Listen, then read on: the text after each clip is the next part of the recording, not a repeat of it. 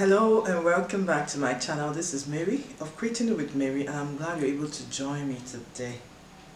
Nigerians have been waiting to excel for the longest time, especially the young people. This Japa syndrome, where people travel to other countries, whatever country in the world, just so they don't have to stay in their own country, is as a result of the instability, insecurity, and the inequality in the system in Nigeria. Quite a number of us will still have hope in the country. We're hoping that with this election, we'll be able to make a change in Nigeria. But there's a deliberate effort by the INEC organization to frustrate the will of the people generally.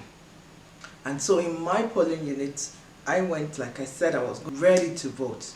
And the turnout in that center was quite a lot. Almost every registered voter there seemed to have come out. We waited and we waited and we waited. But the INEC official never showed up to that polling unit.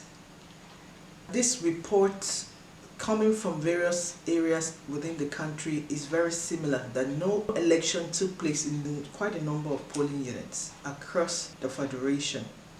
I'd like to know, how did the election go in your own area? Were you able to cast your vote? Were you able to exercise that right?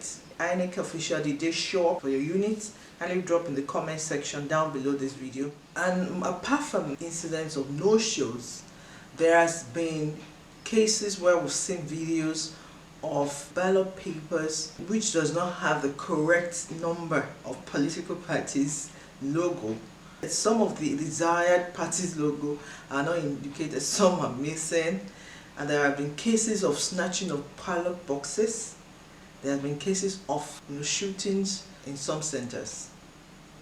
It's very sad because the older generation do not want to give room for the younger people to show forth what they have to offer. Some of my friends posted their videos and comments for well-guarded estates with highly educated and connected people. There was election, and the result that came out from there was indicative of the desires of the people in those areas. But other areas that do not have the wherewithal, it was easy for the thugs and miscreants to be utilized to perpetrate all sorts of electoral malpractices, stealing of ballot boxes, threats. There are a lot of threats, threatening, if you are not going to vote for a particular candidate, you should not be here. Those kind of reports coming from various areas within the country. It's very sad to note that this is the level and the preparation and the activity that INEC could churn out under this administration. I believe the young people have a lot of evidences for contesting the result of the election. This cannot be described as a free and fair election. I remember the election of MKO in 1993, the election that was annulled by the then head of state, General Babangida, was classified generally across the nation as free and fair because the people voted en masse for the candidate of their choice, who was MKO, and the result was very clear and indicative of the will of the people.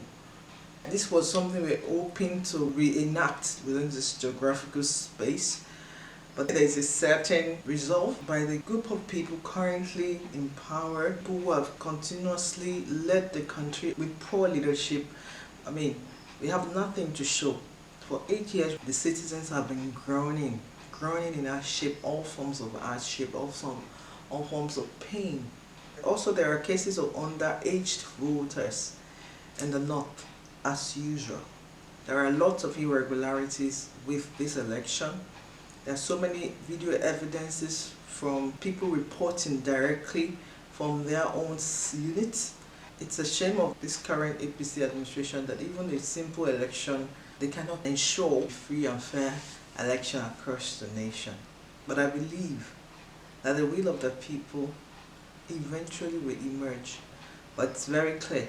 The people are becoming awakened to their responsibility. They are becoming aware that there is no one that's going to come save them from the core leadership that they have saddled with for the longest time. A lot of young people are participating The turnout in my own center was quite impressive. People stayed till 4 o'clock. We stayed from 9 o'clock, we stayed there till 4 o'clock. I went home, rested a little bit, and went back just to check in case they eventually showed up at 6 o'clock. But no, we didn't see any INEC official in my center.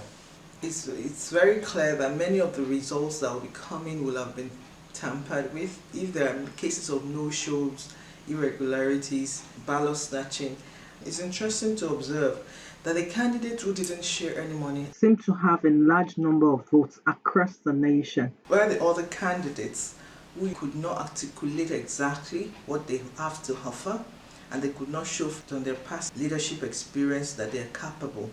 They did not show any competence, and the young people could see through this. It's very telling. It's very telling.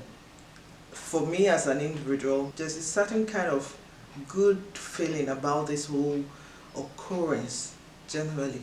Seeing that people are awakening to their responsibility, not waiting for a savior from outside the country, but taking the matter into their own hands and wanting to make a change in creating the best version of ourselves, or in creating the best version of our society. There has to be that willingness to act. There has to be that willingness to put in the work.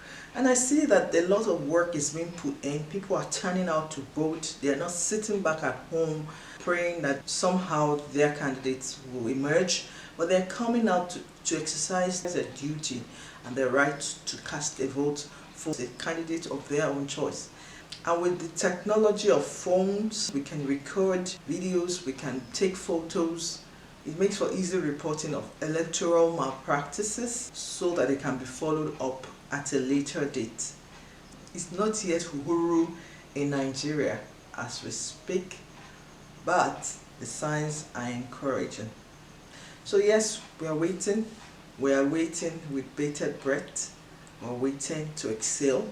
The thing that gladdens the heart in this election is that generally people could come out.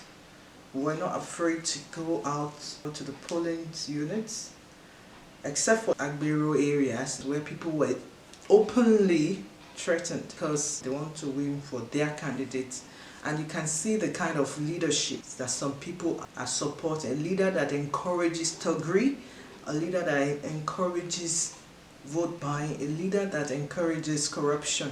These people are groomed intentionally for this kind of occasions so that they could use them while their own children are well educated, they are well placed in life, they have good jobs, they have their families in good locations across the world, but they encourage poverty in the slums, in less privileged areas of the country, so that they can groom young men that would snatch ballot boxes, so that they will groom thugs, that will stand on the road and collect money from people by force. So I'm happy with the turnout of events. I'm happy with the new generation of electorate that is gradually, coming up and also becoming awakened to what leadership is and who should occupy a leadership position. So yeah, thank you for watching. As the election results is updated on the INEC server, I'll make sure to include some of the results from the election in the comment section below. And if you have any comments or feedback on this video, kindly drop in the comment section down below this video. We want to create the best version of this society, and that's why we're creating the best version of ourselves. The society becomes a better version when the citizens become the better version of themselves. So yes, thank you so much for watching. Like the video, share with your friends, and if you have not yet subscribed to my channel, you can click on the subscribe button down below this video so you can become a part of the community here. I appreciate you for tuning in today, and I'll see you again soon.